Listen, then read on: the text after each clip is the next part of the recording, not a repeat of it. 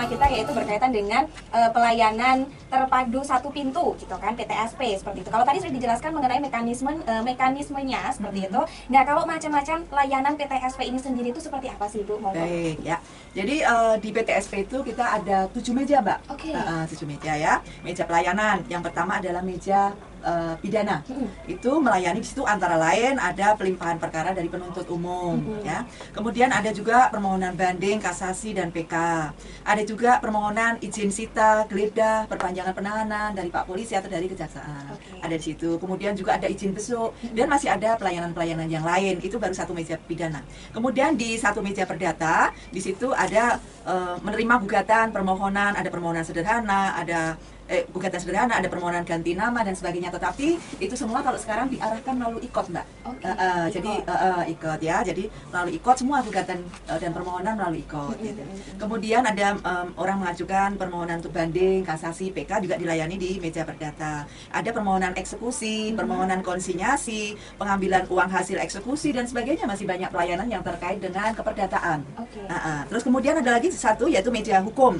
Seperti yang tadi saya bilang atau tadi ada yang tanya bagaimana mencari surat keterangan, itu kan era terang, surat keterangan dilayanilah di meja bagian hukum ini.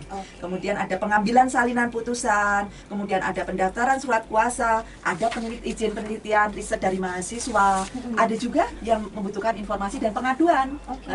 Itu jadi kita akomodir masyarakat, bagaimana masyarakat mengadukan diri kita sendiri, itu kita akomodir Mbak, seperti itu ya. Kemudian juga di meja kesekretariatan ada, itu menerima segala macam surat masuk gitu ya. Kemudian ada meja insake, ada meja ikot atau pojok ikot, kemudian yang ketujuh adalah kasir.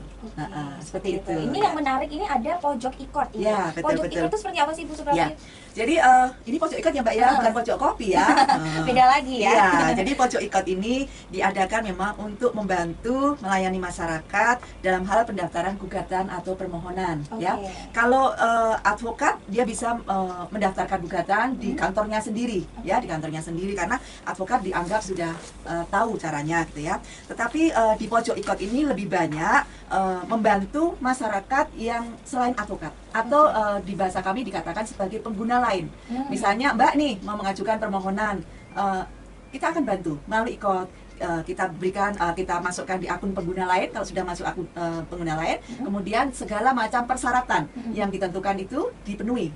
Nah, setelah diupload di situ ya, dokumen-dokumen diupload, kemudian membayarnya pun juga gampang. Kita sediakan edisi di pengadilan ya. Atau kalau tidak mempunyai banking gitu ya, bisa melalui BTN langsung atau transfer melalui bank manapun bisa.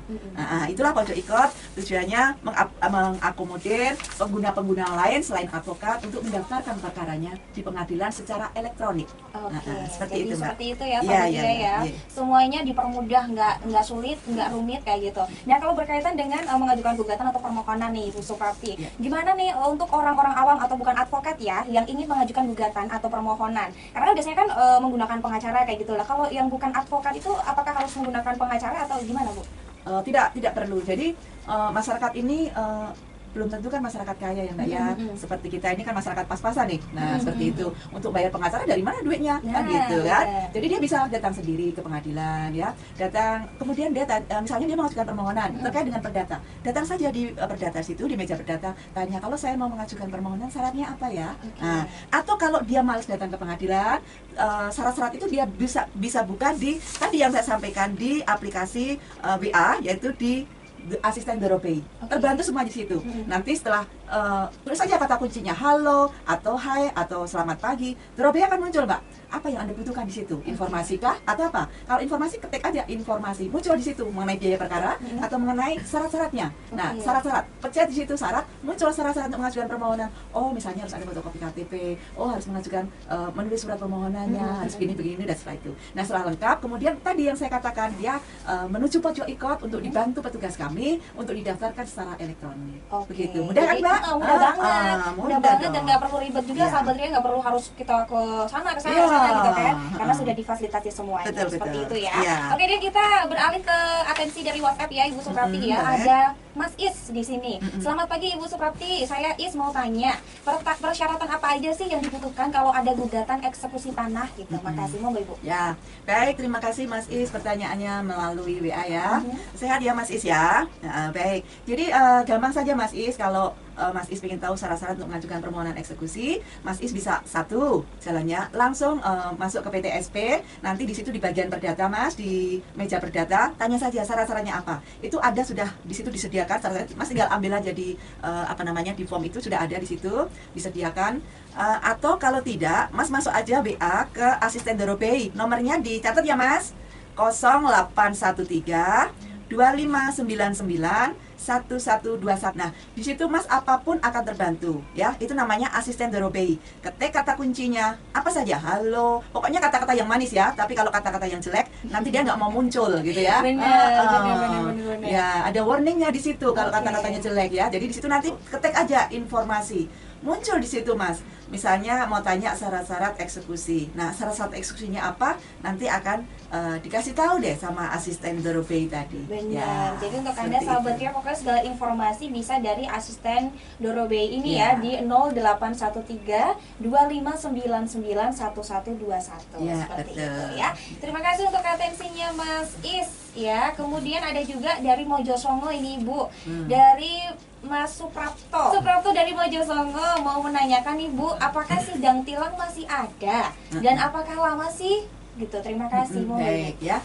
Jadi begini Ibu ya, sidang tilang sebenarnya masih ada, tetapi Ibu tidak perlu datang ke pengadilan karena itu hanya didenda oleh hakimnya.